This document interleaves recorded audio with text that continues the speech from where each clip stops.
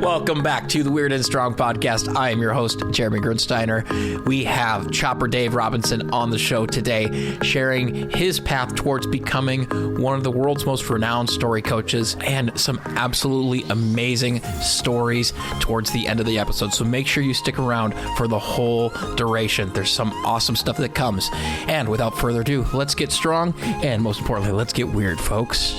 All right, we've got Dave Robinson on the podcast today. How you doing, man? Jeremy, I'm doing awesome, man. I'm doing awesome. How are you, sir? I'm doing real well. So much so that I have a weird question for you. Are you ready? Ooh, dun, dun, dun. I am so ready. Awesome. What is the weirdest fact that you know? Ooh, the weirdest fact that I know. Or even, it doesn't even necessarily be a factor, the weirdest topic that you know a lot about.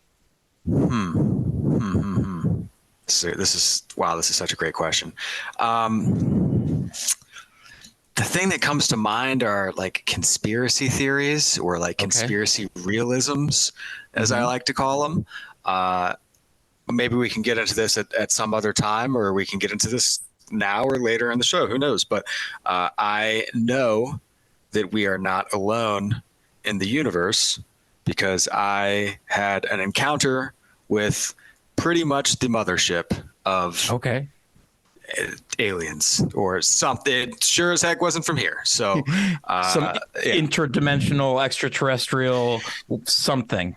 Something, man. Something. Right. So, the weirdest fact I know is that we are most assuredly not solo dolo here as human beings in the old Earth sphere. So, awesome. I'm gonna go with that. I dig that. Since this is the Weird and Strong podcast, we love weird, and I love talking weird things like aliens or extra, experiences that are outside of the norm, even beyond just the living unconventionally. With that, let's talk more about you, and we could get into that experience if you would like, about that, what happened during that encounter. But what is the one thing that people around you would present for, like, if they talk about you, what would be the most unconventional thing about you that people would talk about? Another great question, dude. You're 2 for 2. Awesome. Well, I love the etymology of the word weird, right? Old Middle English, to control one's fate or to control one's destiny. And I've never desired to be normal. I've never desired to fit in. I think that the people who really know me would say that I don't necessarily dance to my own beat or to my own tune or whatever in an offbeat manner, but more so I just go and do my thing, whatever that thing is. And then people either like it or they don't, or they pay attention or they don't, or they, it doesn't matter. I'm just going to go and do me. And I think that in today's world, in today's society, that is quote unquote weird, to go and be an individual, an authentic, unique individual, which doesn't even really make sense to me conceptually, but it's the reality that we live in these days. So, I also have a very, my now fiance Ruslana calls me the human onion, because I have a lot of different layers. There's always a different layer of things. I have very eclectic taste in music, very, I don't dress to impress. So, my clothing may be a little weird. It's hey, this is warm and these are warm and those are warm. So yeah, we'll all wear them. It's cold outside, it doesn't, it works for me, So there's just a lot of, I think, fun layers to Dave. And, again, just letting go of the outside perception is not common, and so thus weird. And hopefully that answers question numero dos. Yeah, absolutely. In talking about that, where you feel like you haven't ever or gone towards that, either fitting the mold or being conventional, whatever that looks like. Have you had times in your life where you have tried to fit into the conventional or tried to follow a certain path towards trying to be a certain type of person or ignoring that sense of being true to yourself? Totally, man. Totally. And I think at first when I was like a younger kid, 9, 10, 11, 12, 13, it was a cause of great angst that I wasn't normal, or like that I didn't fit in with the cool kids, and all that good stuff. And I don't think I embraced the being weird. When I got to high school, I started to say, F it, I'm just going to just do me, be me, et cetera, et cetera. And I had my own little group of, guys and gals who did the same thing. And that was all well and good. And I, for the record, had an amazing high school experience. I think once I got to college, I again was like, oh, okay, wow, like a bunch of people don't really necessarily fit in too well with everybody else and the college things and whatnot. And that led me into what was my great love for many years, which was powerlifting and strength sports. I was like, okay, well, I'm just going to get strong as hell. And, then they can't make fun of me anymore, right? So I used that as an outside armor because I didn't love myself on the inside, as kind of cliche as that sounds. I took a unconventional route to my professional career. I was going to be a high school history teacher, and I had a falling out with the subject matter like 3 weeks before I graduated as I was applying to master's programs. I just had this realization that I really just wanted my summers off and to coach high school soccer. And I didn't want to be like that teacher, who just didn't care, right? I wanted to do something more and have a better impact. And luckily I was self-aware enough to understand that at the time. And that led me to not have any idea what I wanted to do, but hey, I'd fall in love with this powerlifting thing, which led me to fall in love with strength and conditioning principles, and that overlapped with nutrition and yada, yada. And so I got a job as an assistant strength and conditioning coach at a D1 university in my hometown right out of college. And so I was like, okay, cool. That's kind of a abnormal career path, right? But it came with abnormal pay, wasn't getting paid jack. It came with abnormal working schedules, 15 hours a day in the gym. And I didn't have the stability or the freedom and flexibility of finance or time that I saw my peers having.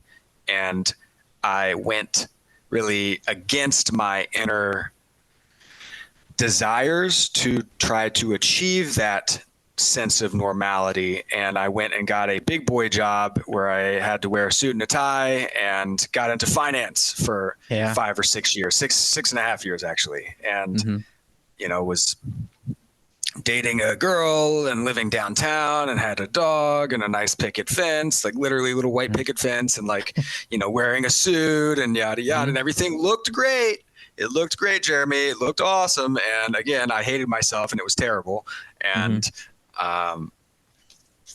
it took a lot of big time decisions and a lot of courage and a lot of luck and a lot of just like, all right, well, I'm just going to do this to get up and out of that and start to continue to work to find my callings, my passions.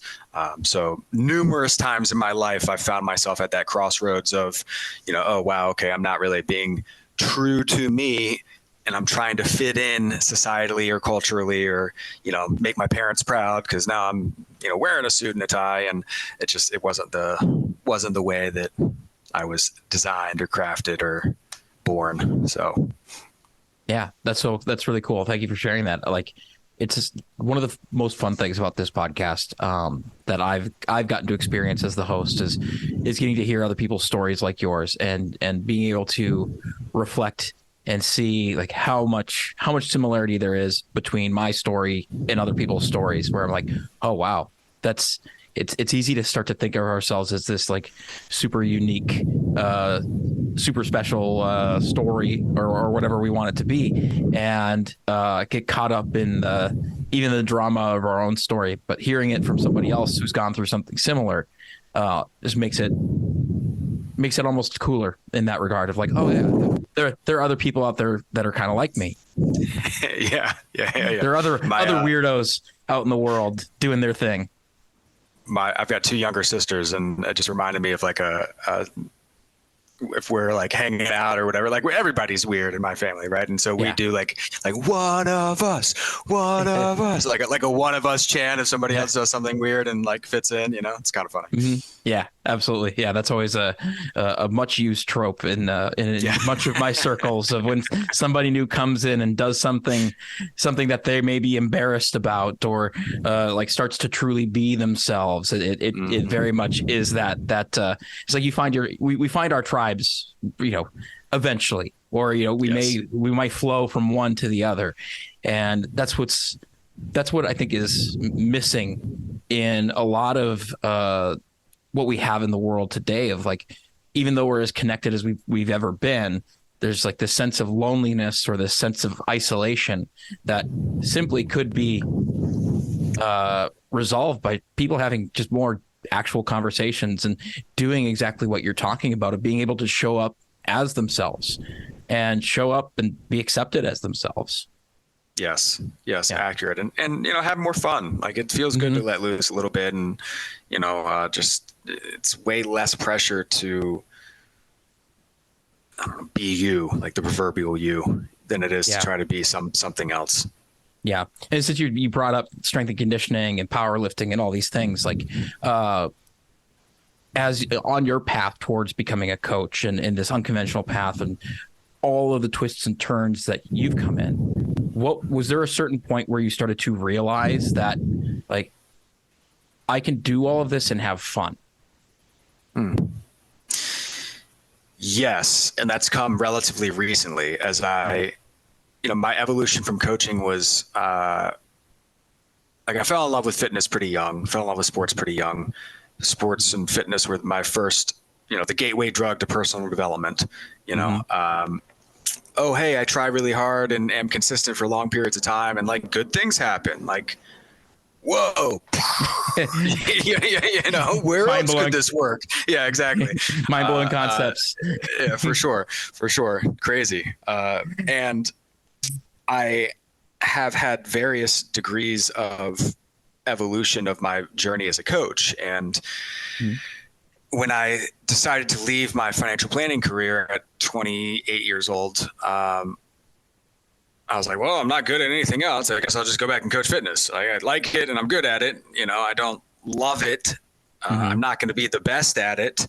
You know, there's a bunch of other people who do it better, but you know, hey, like it's better than going out and starting over, completely learning an entirely new skill, you know, because financial planning was a whole new skill, a whole new language, a whole new everything. And I, you know, ended up weighing the opportunity cost of like starting over versus like, oh, do I just keep going? And it was like, nope, I'm out. So I went back to what I knew. And eventually and relatively quickly, you know, a year or two into my foray back into coaching full time, you know, I had a couple realizations. You know, one was that it's like, okay, like this is really cool, but I found it taking away from my own desire to express myself physically.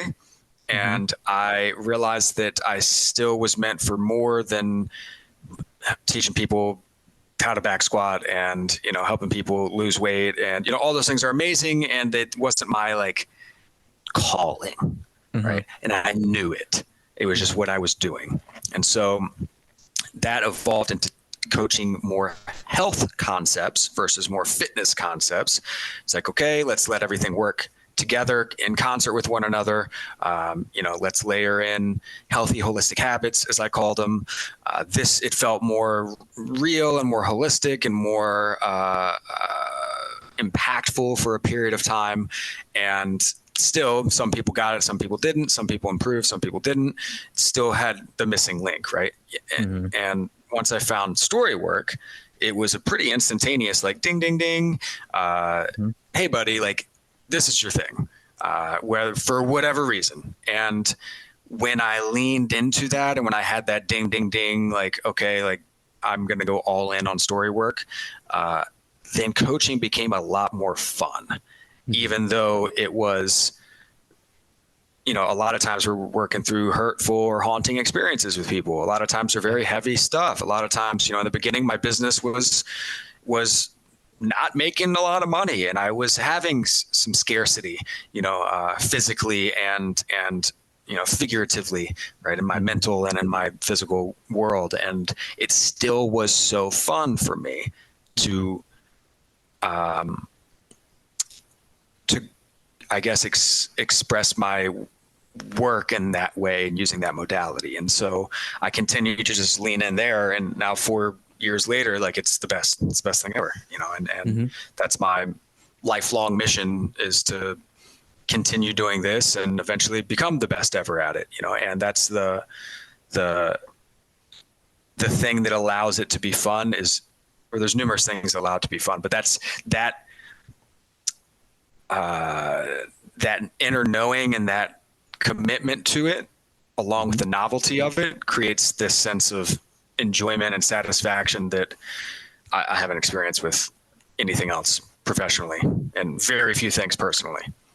Yeah, that's really cool. And I'd like you're preaching to the choir of one on that of the impact and much of that path of the superficial coaching of fitness and the somewhat deeper of the habits, but the getting deep into the stories and getting deep into what's actually underneath the hood allows you to truly work with the what's actually happening versus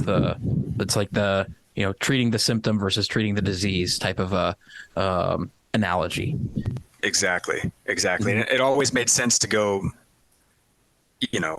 hunting for that thing that really was the cause of the symptoms, and obviously in today's Western pharmacological world, that is very rare.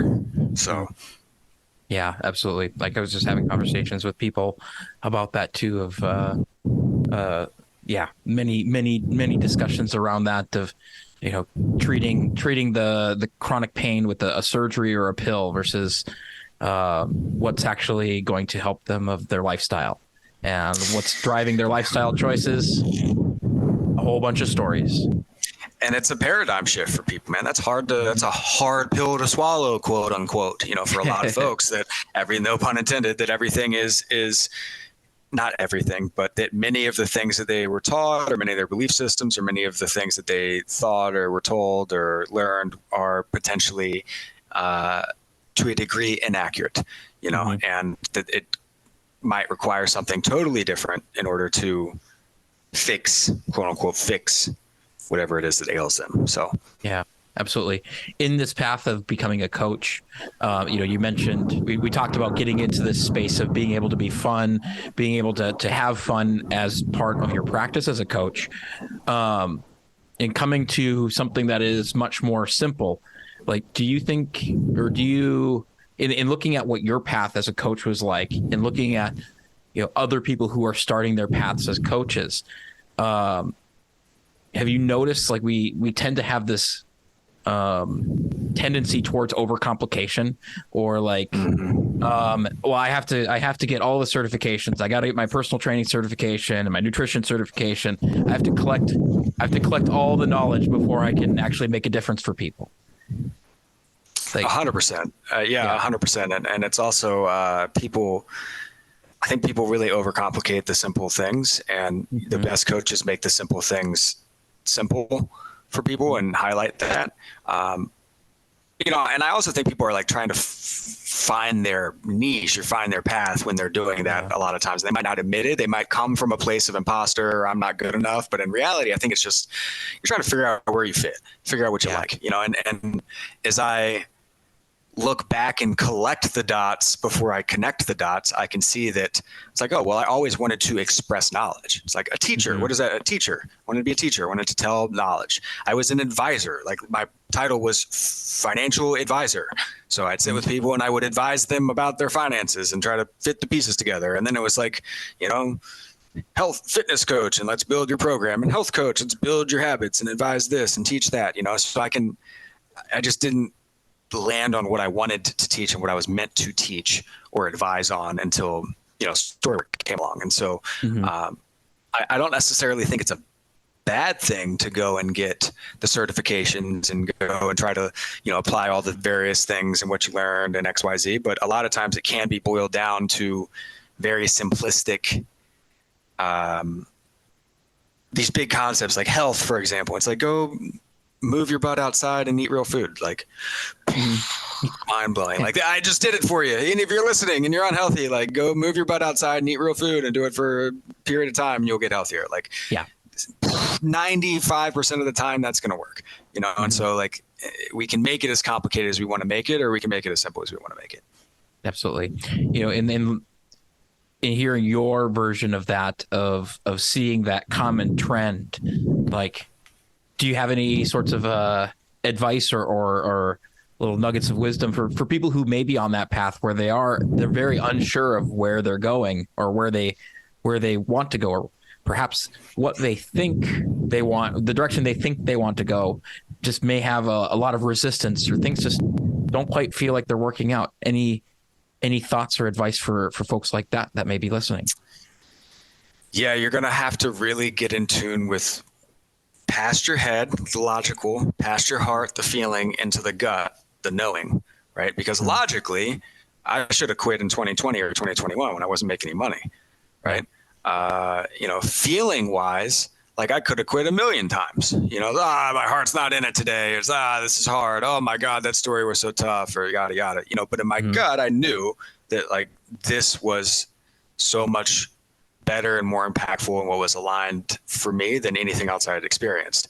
And because I experienced a lot of things and I tried a lot of things and I wasn't afraid to go and be a beginner at a lot of things, I had the wherewithal to understand that I could compare different experiences and know that, like, oh, well, this was good, but it was here, and this was better, but it was there, you know, and this lacked this and this lacked that. And I mean, think about it in terms of dating, I guess, you know, it's like, well, if we all married the first person we fell in love with, like, it would be a nightmare and be a shit show, you know. Like, it's maybe that is why we have a 50% divorce rate, you know, but I could look back on my previous relationships and see, oh, well, this woman taught me this, and this person taught me that, and oh, I didn't even know that, like, people existed that did ABC, you know, like, I'm so glad I ended up dating so-and-so, you know, but it didn't work out, you know, and so then you understand what you need and what you want, you understand what you don't want and don't need, and then you can come in from a more evolved and mature place,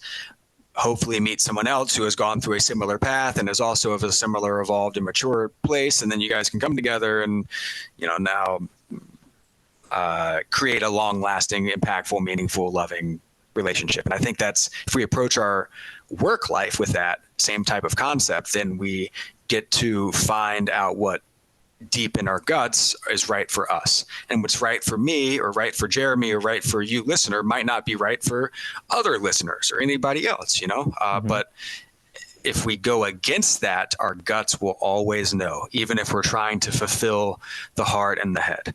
You know, so that deep inner you with the capital Y, the soul, the self with the capital S's, like that, those are the persons or the ones or the things to appease. And I think if you can start to listen to that, then you'll get to a place where you are, like, genuinely happy, even if things are hard, even if the brain or the, you know, heart tells you a different thing every now and then. Yeah, you just keyed in on something, like, what can be the difference between, you know, something that you believe is hard and something that you believe is fun, or like something that you're enjoying while you're doing it, but you're still working hard at it. Kind of know what I'm saying here? Like, I'm sure that in your business, you work just as hard as you did in other businesses or in other versions of yourself, but the difference is that you're having fun and enjoying it, versus the, like, working hard for working hard's sake, or like wearing that belief of this being hard, or I have to work hard, as this, like, badge of honor or martyrdom. It was in early 2020, I had an experience of shedding the identity of, like, the grind. And, like, that was the tagline of my fitness company. It was like, grind on. And I was doing that in every aspect of my life. I was burning the candle at both ends. I was making things hard. I just had this vision of, like, gears just like creaking and turning and, like, not really smooth. And, you know, the opposite translation reflection of that was, it can be easy. I am easy. I live with ease. And again, it doesn't mean that I don't work hard. Double negations acknowledge. It just means that I grease my own groove, so to speak. And like the things that I lean in more to that part, the ease part, it can be easy, and it can be fun. And if it's not for a very long period of time, then that might be telling you something, and then there's the type 1 fun is the fun that you have while you're doing it. Type 2 fun is the fun that you have after the experience is done. And you look back on it X number of time frames later and you're like, oh yeah, that was fun. Like this 100-mile race I have coming up, I imagine that's going to be a type 2 fun, or like doing it is going to be its own little version of fun. And then afterwards immediately is going to be probably terrible. And then I'll look back on it and be like, oh, that was great. So in a really weird way. So yeah.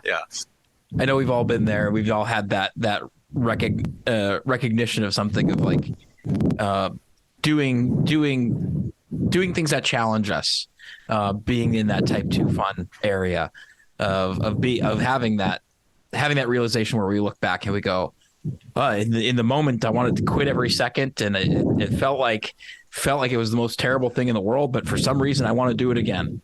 Yep. 100%, man. 100%. Yeah, exactly. And we tend to like forget that too. Like I ran my first obstacle course race back in 2012 or something like that. And unbeknownst to me, I picked like one of the hardest courses and races ever with a buddy of mine. And like, I swore to God, I would never do it again. And I just forgot that I made that proclamation, and I forgot the next year when the race came around that it was as hard as it was. And I was like, oh, that was fun. And then my buddy was like, dude, you hated it. You and I was like, no, I didn't. No way. And then I've done 80 plus since or something like that, and it was something that I grew to love. But, that first one was so hard that I was like, this will never happen again. And then I just forgot. And, here we are. Yeah.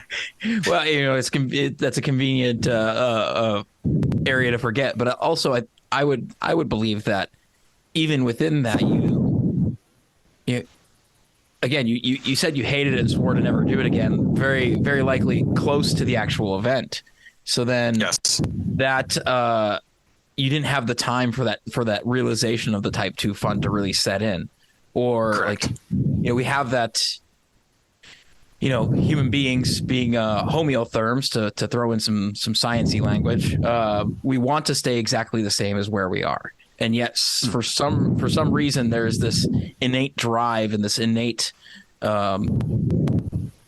draw towards improvement, this innate drive towards self-improvement, physical improvement, towards challenge, especially if we can do it in groups. Like that's I've heard many people talk about this, but the book Tribe by Sebastian Junger, I find very fascinating in that regard, of talking about how different groups come together, being social primates, that we love nothing more than a group challenge.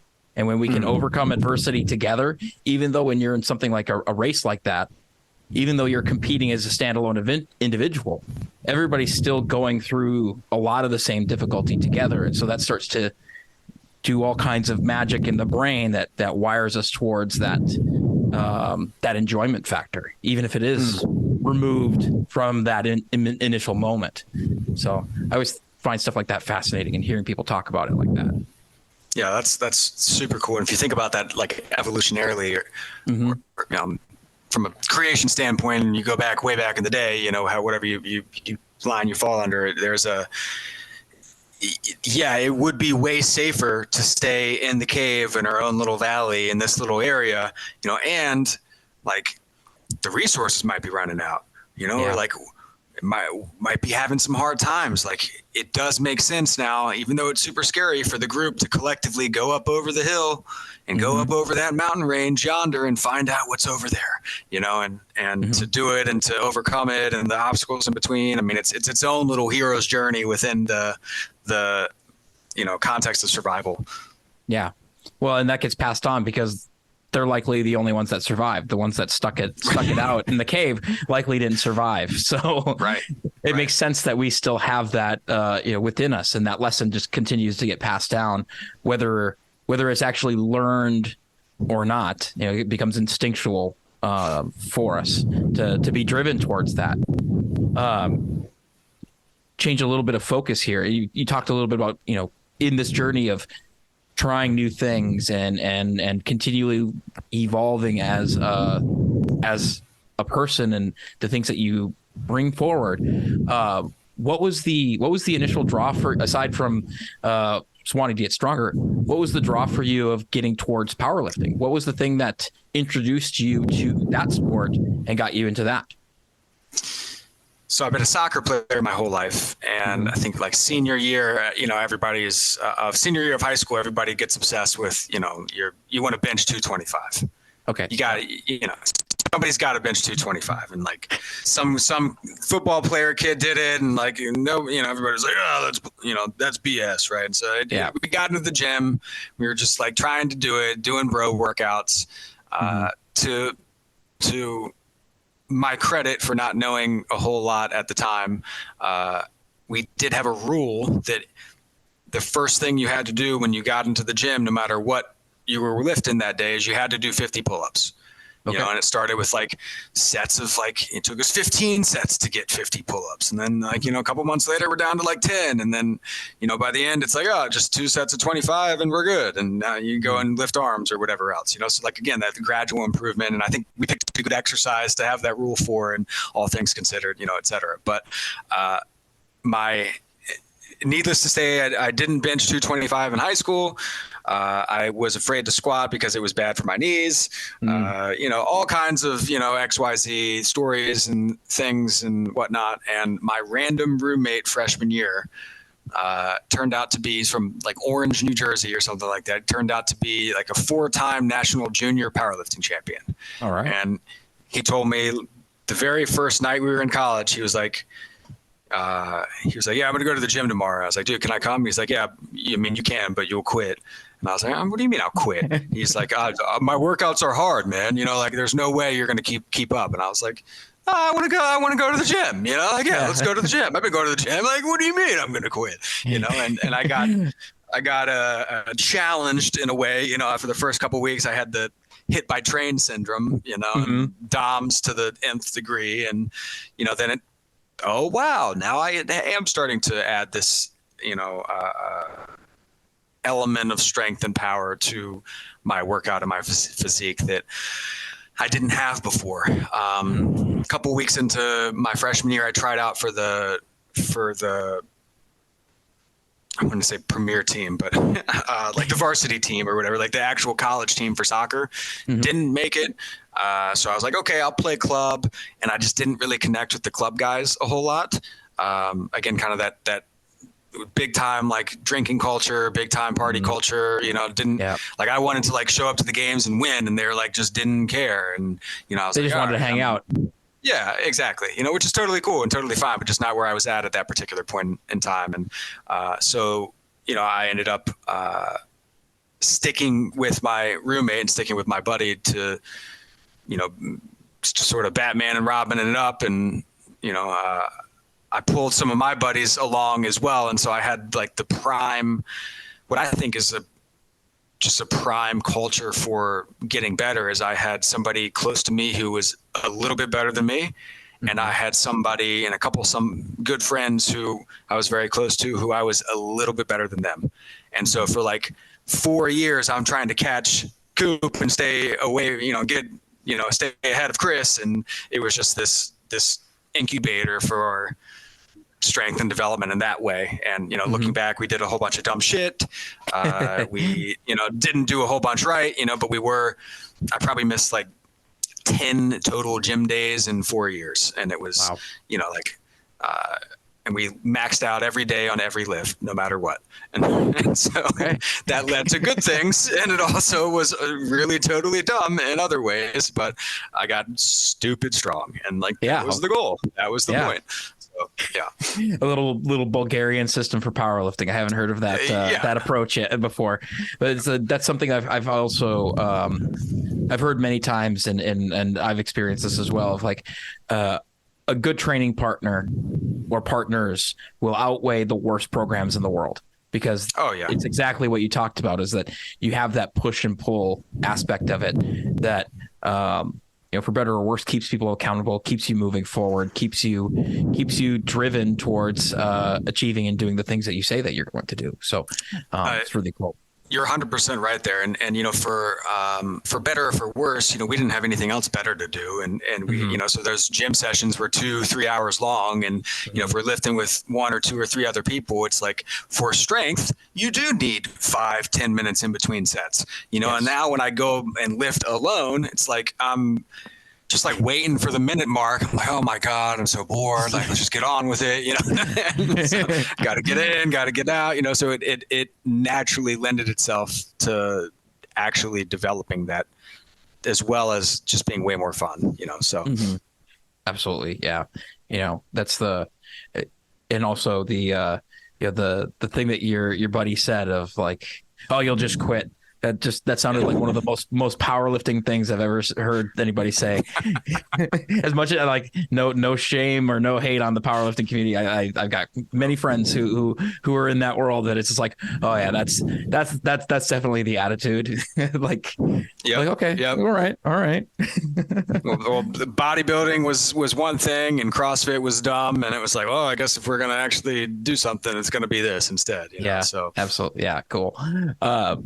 Well, let's get into this. The thing that we hinted at the beginning of the show, if you're open to it, let's get into a little bit more weird. Let's talk about this experience that you had with the extraterrestrial non-human being that you had this experience with. Tell us the story of how that came to be. Buckle in, y'all. I'm ready. Buckle up. All right, I'll set the scene. It's 2012. I'm in my second year in financial planning, and I'm with my buddy Dan, who's a couple years older than me. I worked for a really small firm. It was like 7 or 8 guys. I was the youngest. Dan was the second youngest. We were hungry go-getters. He was this no nonsense, no BS guy from New York.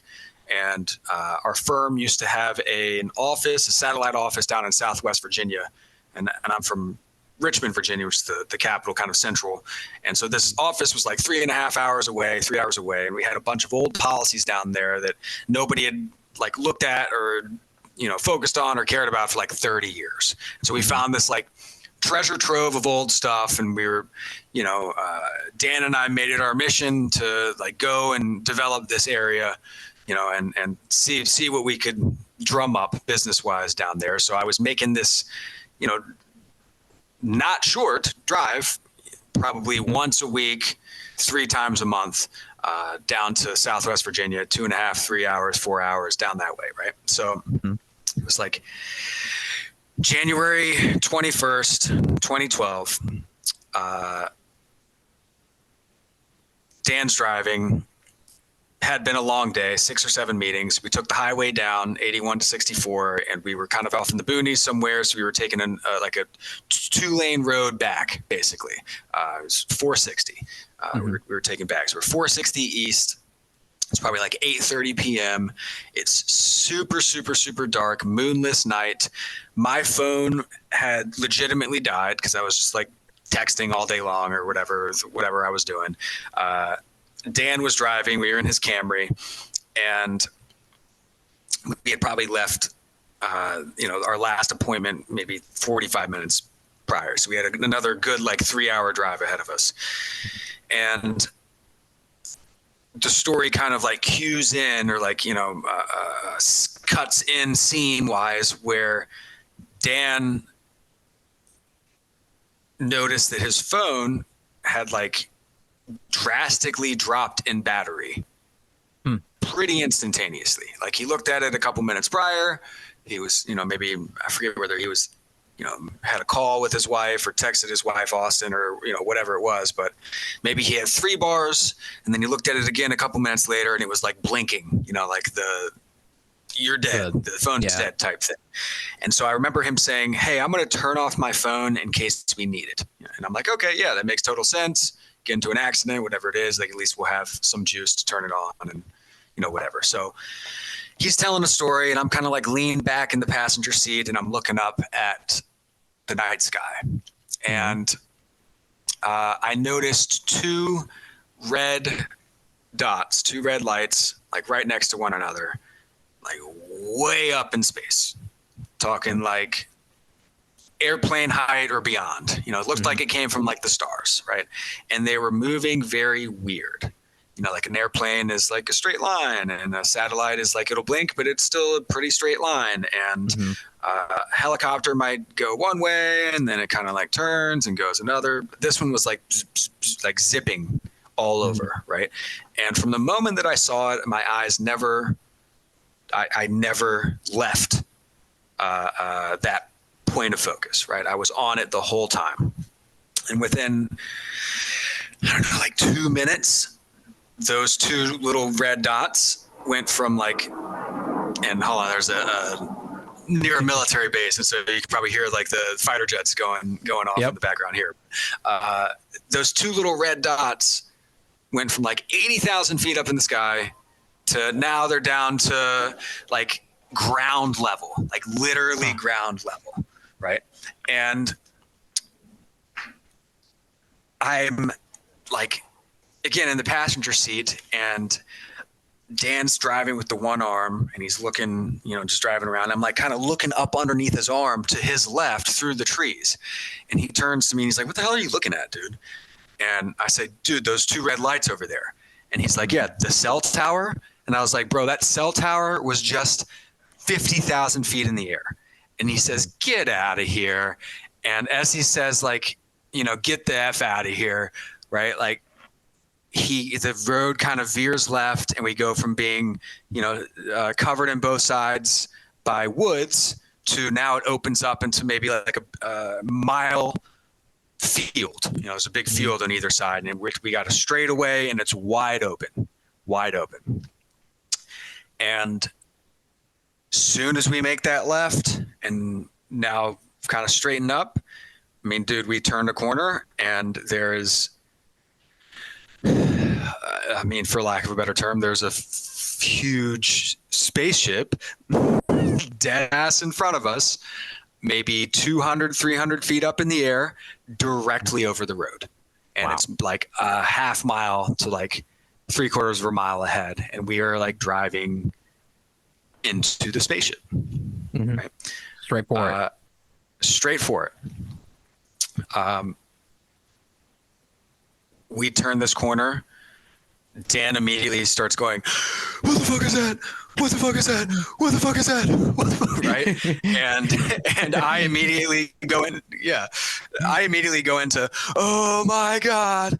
Oh my God." And we have this chorus of, "What the fuck is that?" And "Oh my God," going for a good, you know, I don't know, couple seconds here. And time just immediately started to warp in the context of like, I started to make a bunch of calculations in my head at this point, right? Because I had at least seen it and was like, started to think like, "Oh, dude, I was sort of prepared." I was like, "That's really strange. Like, that's definitely not a plane. That's definitely not a helicopter. Like, that's definitely not a fighter jet. That's definitely not a balloon. That's definitely not a weather item. That's definitely none of those things." And then I put my eyes on it, and it was massive, like mothership size, not like, you know, flying saucer size.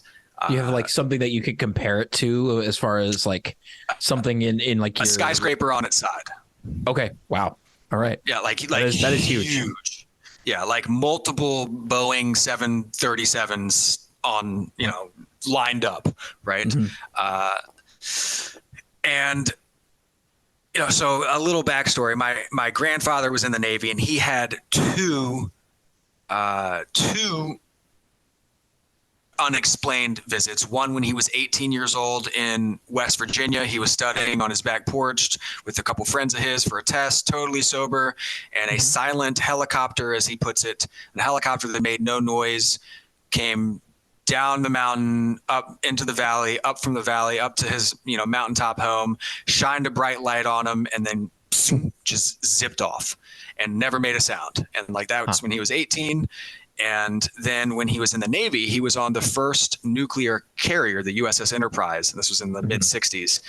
and he was in the flight control room. Or normally he was in the flight control room, but he also rode in those, God, I forget what they're called now, but the planes that have like almost like a saucer on the top that are like the radar AWACS planes. Bingo. Yeah. Yeah. So he flew in those, and he like ran the radar on the planes. And so they had something pop up off the side of the carrier group. They were tracking it on radar. His plane was the first one up, so they can get some kind of like, a radar scan in the air. And then they scrambled the fighter jets off, and the fighter jets kind of came and turned and banked. And then he's looking at this radar, and, let's call it takes like, 10 beeps to go, off the radar or whatever. And he said it was like 1, 2, gone. And basically like the science of it was they went from like 200 feet off the ground to 100,000 feet in like 2 seconds. They just disappeared, totally disappeared. And they went back and they got debriefed, and, everyone was like, yeah, what was that? We have no idea. Don't talk about it, et cetera, et cetera. Yeah. And so, 55 years later, like he talks about it, and I had that story in the back of my mind. And I think that's what brought me to notice those 2 red lights in the first place, even though we had turned a corner, and whether I noticed them or not, we would notice them, with this thing directly in front of me. But, so Dan starts to like, Dan stomped on the accelerator and it's just like, and I'm like, oh, slow down. Right. And he's like, what should I do? Should I stop? And I don't know. Like, I don't know why I said, don't stop. Like, to this day, I have no idea why I said, don't stop, but I said, don't stop, slow down. And so he slows down, and I roll down the window, and I'm hanging on to like the oh shit bar, right? Or the oh shit handle or whatever. And my butt is on the window seat, and I'm like half outside the car. And what's going through my mind is like, okay, it's got to make a sound. Like there's got to be a noise, because I'm like trying to find an engine or something like that. And another point I should make is that once we put our 2 eyes on it, and it was, that 300 feet off the ground or whatever, it didn't move an inch. It was cemented in the sky, like stuck in the sky. Didn't bobble, didn't wobble, didn't go forward, didn't go back. It wasn't like, it was anti-gravity, stuck in the sky. Didn't have legs, didn't have a poles to hold it up, directly over the road. We were driving right at it, right? And all I hear is like, it was just a clear winter night. Like, that's it. I heard nothing. No sounds. And for 5 seconds, as we're driving into this thing, I'm like, I don't know what this is. And then it hit. It was like, oh, well, I know exactly what this is. And I just hung out of the vehicle, and oh my God, as I like drove underneath a fucking spaceship, bro.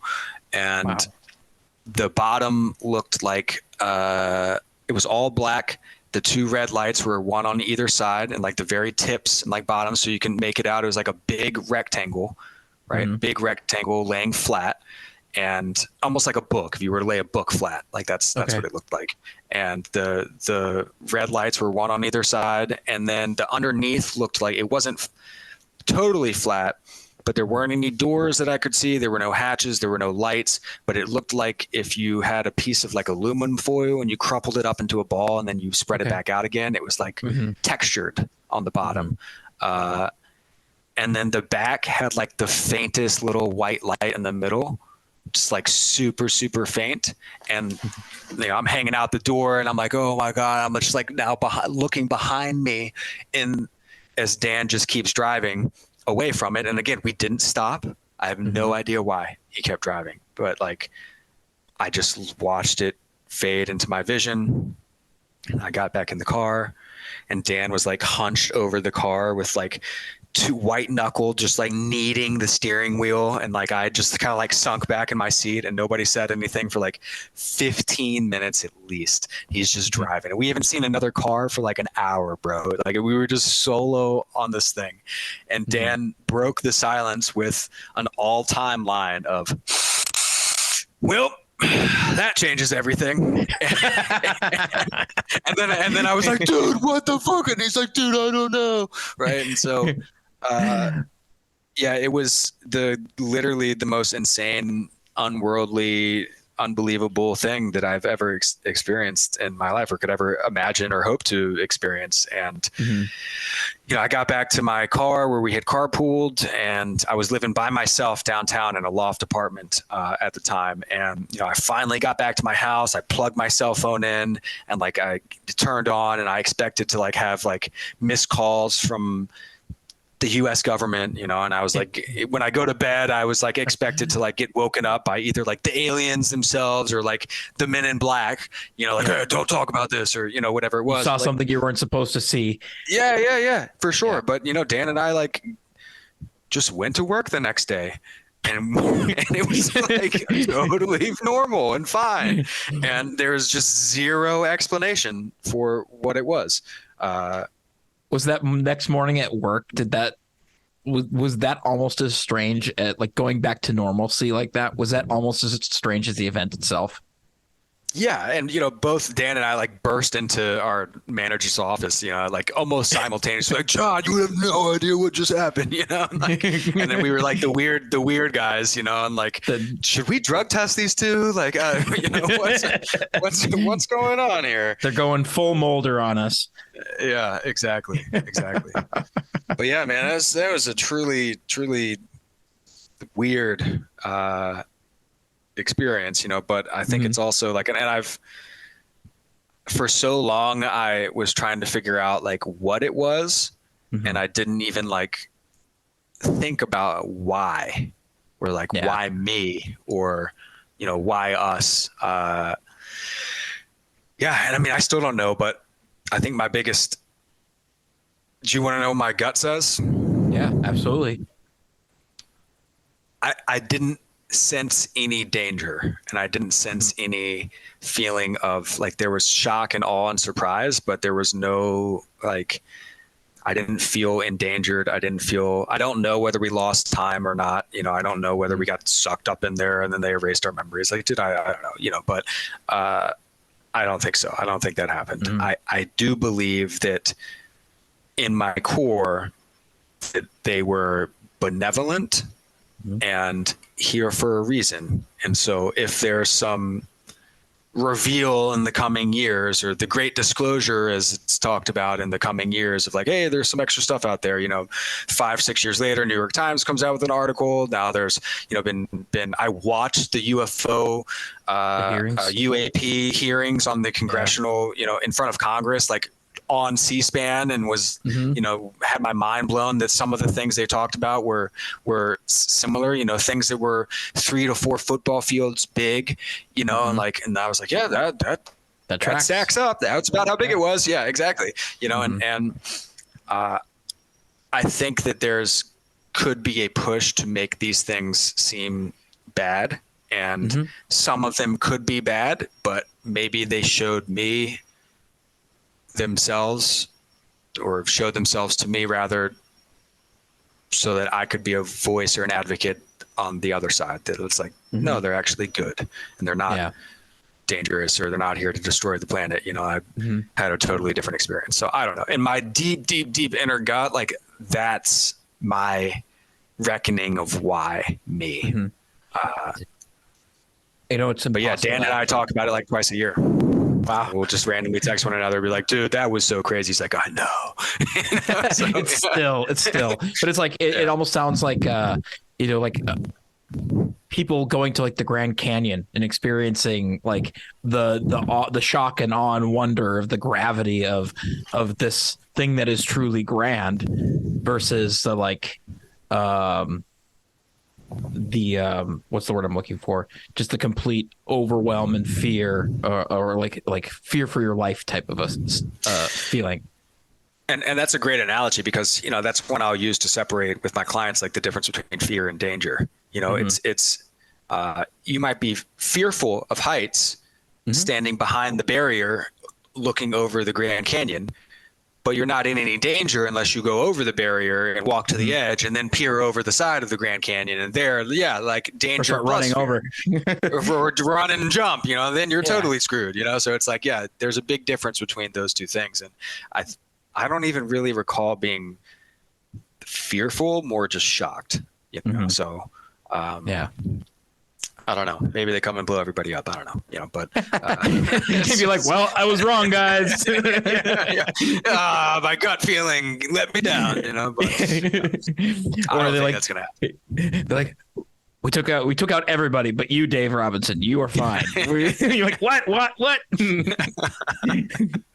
know, it may be a fun thought experiment of like, how much could you imagine that this experience then allowed you to start to take that leap away from the financial planning world?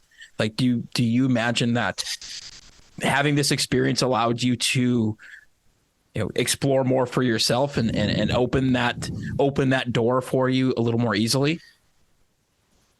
In a different way, and I wasn't going to talk about this, but that's such a great question. That's such a good tie-in. So that experience that I had was 2012, and it was very physical. Like with my eyes, I saw that, and it was visceral, and it was real, and it was. I have a witness. Thank God I wasn't alone, and I had to come back and explain this to, like, you know, and make sense of it by myself, right? It would be, you know, another 4.5, 5 years before I left that career. And in August of 2020, I had a supernatural experience. And this was my only 2 experiences like this. I've talked about the first one. I'll tell you the second one. Okay. I was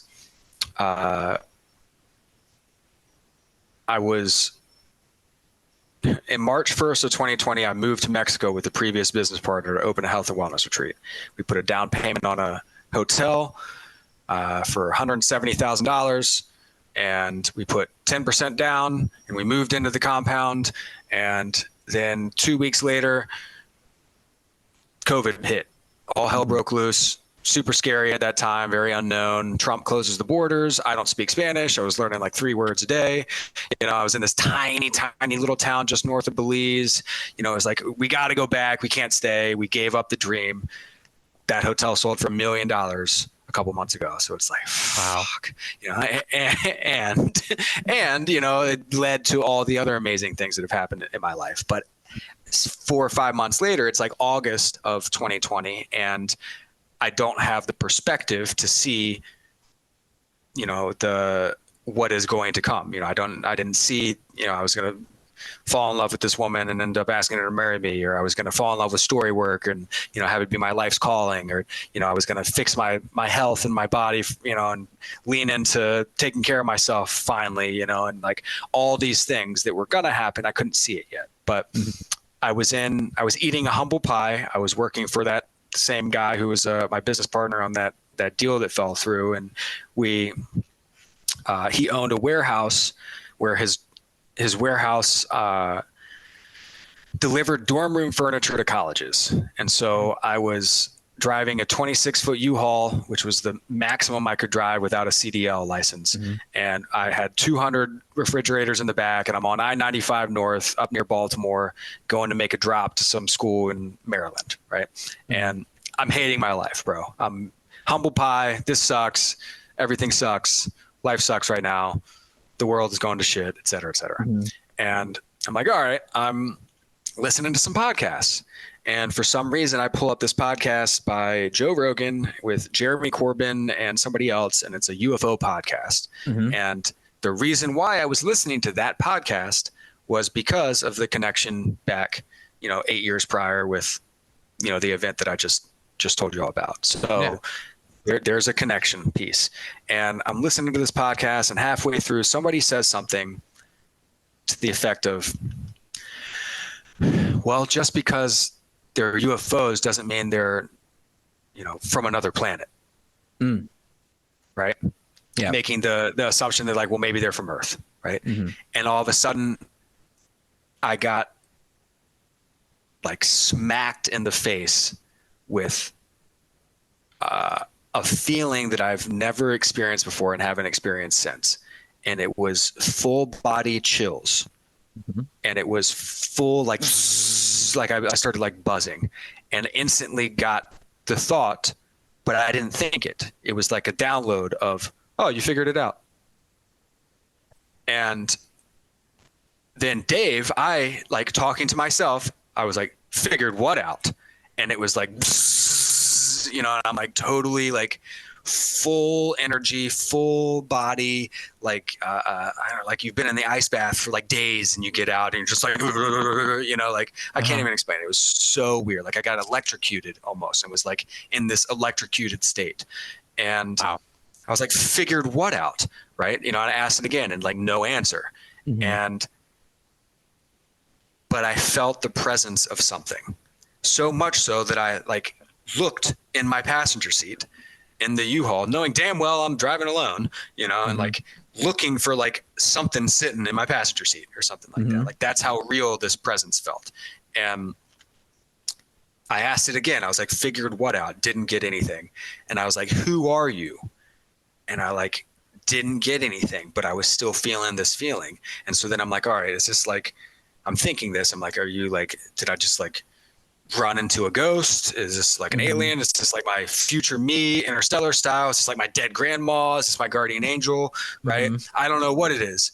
And then I asked, well, who am I? And it was like, boom, instant download of the word conduit. Conduit. And like, I haven't thought of that word, like, I don't know, probably in my whole life, you know, but I'm like, oh, I think I know what a conduit is, conduit electricity, but I'm going to Google it real quick to confirm. And so, you know, again, I'm like, got, you know, 30,000 pounds worth of refrigerators. I'm hauling down I-95, you know, 75 miles an hour, like Googling conduit definition. And the first thing that came up was a vessel for carrying water. I'm like, nope, that's not it. And I scroll once, and it says conductor of electrical current. And I'm like, electrical current, energy. What kind of energy? Psst, download, one word, love. I just got full body goosebumps again. Yeah. So I asked this being or something, what am I? And it said, you're a conduit of love. And I like started crying. I like leaned back in the chair. I like slowed down. I moved over into the right lane. You know, I'm like just like kind of like just downshifted. And I started crying, and I was like, just thank you. I was so like gracious, you know. And now I'm thinking like, oh God, you know, that was God or something. You know, like I don't know what exactly hit me, but again, like I asked again, like, thank you. You know, what are you? What are you? Didn't have anything. Feeling kind of subsided. Minute or so went by, and I asked, are you still with me? And again, it was like, bzz, like, yeah, still with me, still here. And I said, how do I do that? Like, what do I do? How do I do it? And the download, 2 words, be you. And then it disappeared.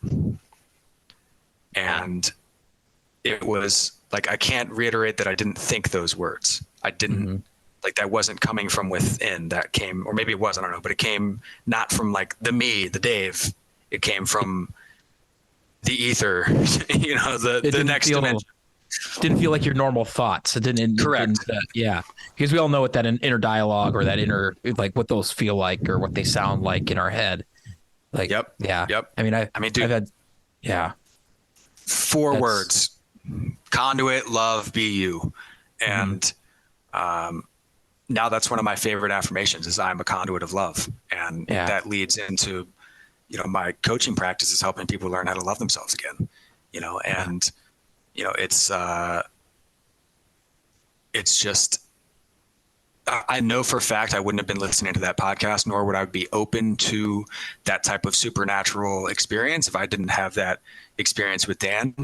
And so I don't know, maybe like that's the reason why everything's connected. Like, I have no idea, but yeah, that's really, that's beyond, like, you know, you mentioned getting chills. There were multiple moments of you telling that story that I was like, oh yeah, I'm feeling some of that electricity as well. Like, you know, I've had some small moments like that as well. It's when you feel that download come through, whether it's a physical sensation or a voice or some sort of knowing that comes into that. Those are incredibly powerful moments. So appreciate you sharing that so much. And like, I'm beyond, like, this is by far one of the coolest podcasts as far as like stories go, which makes sense coming from the guy who works all the stories. Well, thank you. I very much appreciate that. And yeah, I mean, I guess my message to folks listening is like, listen to yourself.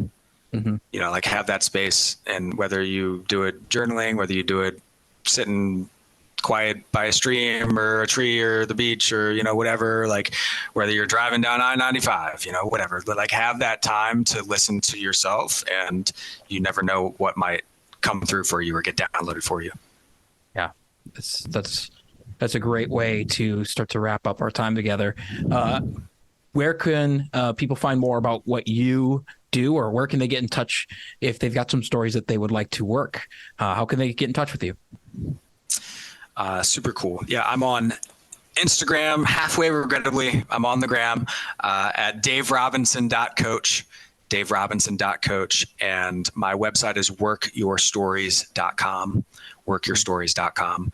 I do really, truly love it when people reach out from a particular podcast episode, or, when I get random emails or random messages, or, yo, I heard you on such and such, super cool. That is very cool for me. So if you do hear this and you want to reach out, please do. Full open invite. I'd love to hear from you. Yeah. Awesome.